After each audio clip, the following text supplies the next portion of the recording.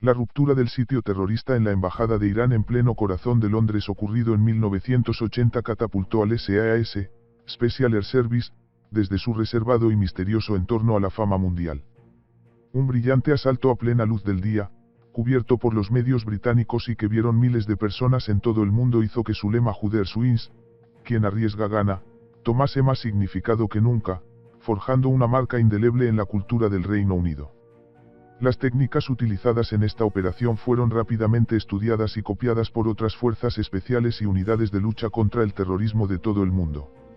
Así ocurrió todo. En la mañana del miércoles, 30 de abril, 6 ciudadanos iraníes se reunieron en Hyde Park con armas de fuego ocultas bajo sus anoraks, 2 versiones polacas de la pistola ametralladora rusa Scorpion, un revólver del 38, 3 Browning de 9 mm y varias granadas de fragmentación rusas RDG-5, y se dirigieron a su embajada cita en el número 16 de Prince's Gate, en el barrio londinense de Kensington. A las 11 de la mañana y 30 entraron en el edificio. Trebarlock, el guardia del vestíbulo, fue rápidamente reducido, pero tuvo tiempo suficiente para enviar una llamada de emergencia a través del transmisor oculto en la solapa de su uniforme. Antes de que el control sobre la embajada fuera total y en medio de la confusión inicial, varios empleados escaparon a través de los balcones. Entre las 26 personas que finalmente se encontraron en su interior y que fueron tomadas como rehenes destacaban 2 miembros de la BBC que estaban arreglando sus visados, y el propio Trebarlock, del equipo de protección diplomática de Scotland Yard. Los terroristas, solo conocidos por su nombre de pila, Salim, Hassan, Faisal, Makki, Siai, y Ali, y que se hacían llamar Frente Revolucionario Democrático para la Liberación de Arabistán Drmla, protestaban por la opresión sobre Khuzestán, región petrolífera de la zona sur del país, ejercida por el entonces líder de Irán, el Ayatollah Khomeini, el cual había tomado el poder del país el año anterior. Además de demandar la autonomía de la región, exigían la liberación de 91 presos políticos encarcelados en Irán, demandaban un avión para volar junto con los rehenes fuera del Reino Unido y querían que las negociaciones fueran llevadas por los embajadores de Irak, Jordania y Argelia. La amenaza sobre el personal diplomático era su baza para lograr dichos objetivos, pero sin embargo la posición del gobierno iraní durante toda la crisis fue siempre pasiva, dando la sensación de estar resignado ante el negro destino de los cautivos. Mientras se precipitaban los acontecimientos, la policía acordonaba la zona, llegando a la escena los equipos de 11, francotiradores, C-13, antiterrorista, C-7, Servicio de Apoyo Técnico, y el SPG, Special Patrol Group. El Comité de Emergencia del Gobierno, Cabinet Office Briefing Room, COBRA, era el encargado de supervisar y gestionar la evolución de la crisis. En su base en Hertford, el grupo antiterrorista del SAS conocido como Pagoda y que se mantenía en alerta constante como contingente frente a ataque terrorista entró en acción.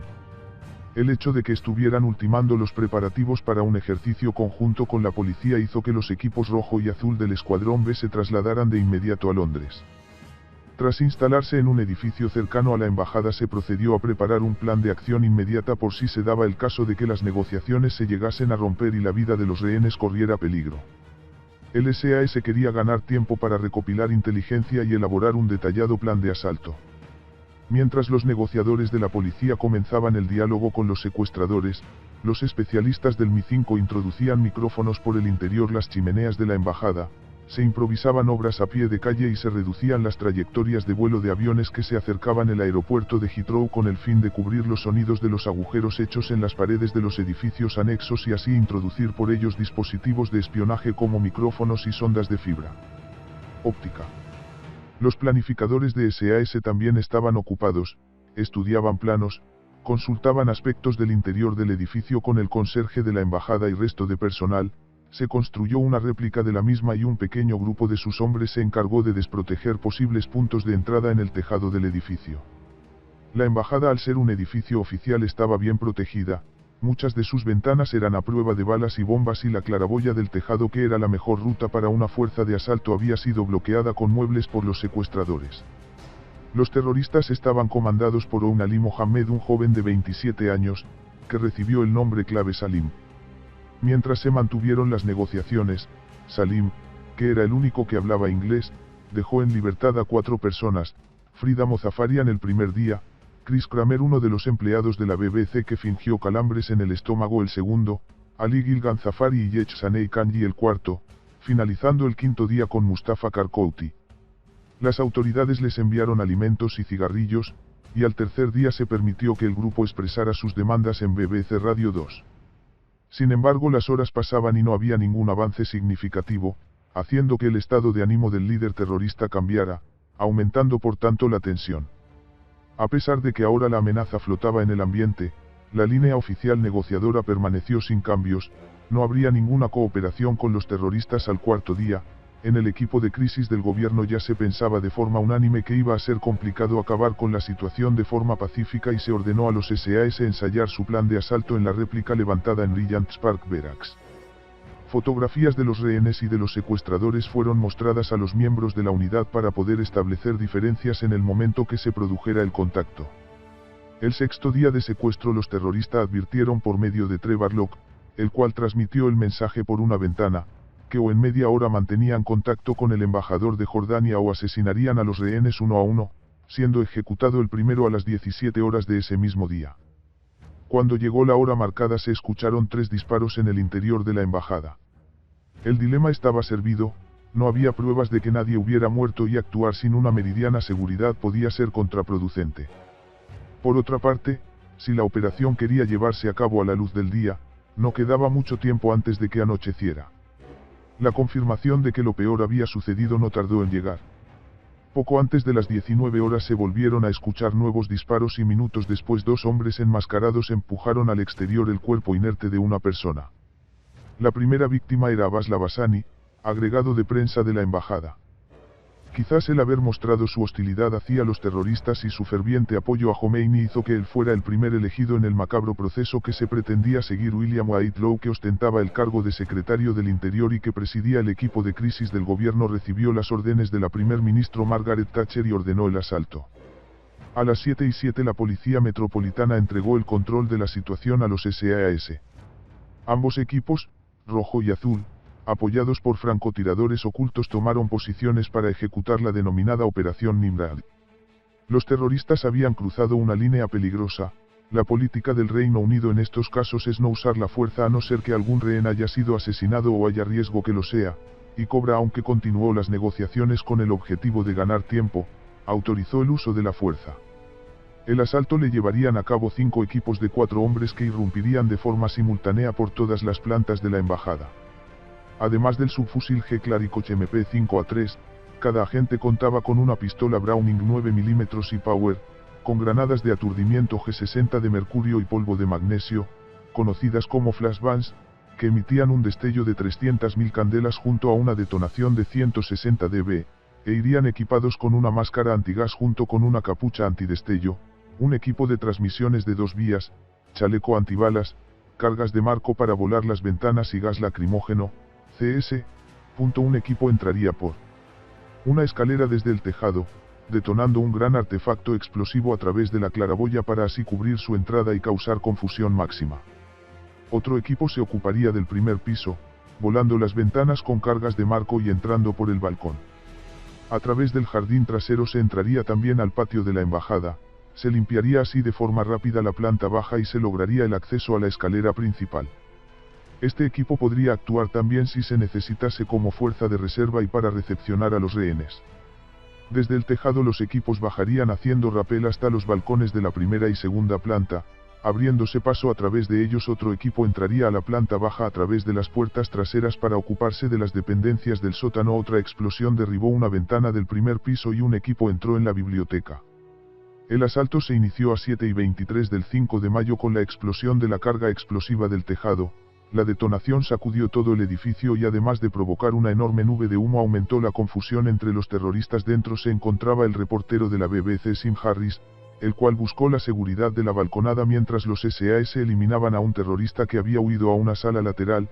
Algunas fuentes sostienen que este terrorista fue eliminado por un francotirador, mientras, en una habitación del segundo piso, Salim, que se dirigía alertado por el ruido a una ventana, era derribado por Trevor Locke, el cual sacó su revólver de calibre 38 que había mantenido oculto, no evitando que se produjera un forcejeo entre ambos. Momentos después los SAS que se encontraban en la fachada entraron por fin a la sala, ordenaron a Locke rodar y apartarse de Salim, que fue rápidamente eliminado por una ráfaga de fuego de una MP5 después de ser rescatado. Locke salió por el balcón para comprobar la situación para empeorar las cosas. Una granada aturdidora que había sido lanzada a través de una ventana había provocado un incendio en las cortinas, haciendo que las llamas alcanzaran a la gente. Locke con su placaje posiblemente salvó la vida al SAS. Momentos después el resto del equipo cortó sus ataduras liberándolo y rescatando al propio Locke. Trevor Locke recibió por su valentía la Cruz de San Jorge.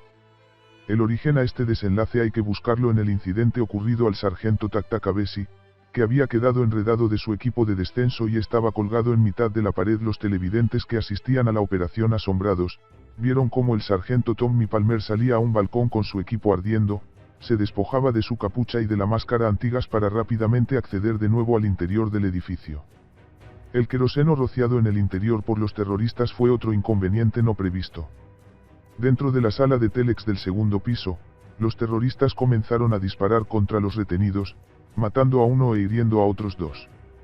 Antes de que los SAS entrasen en la habitación, abandonaron sus armas y se colocaron entre el resto de rehenes.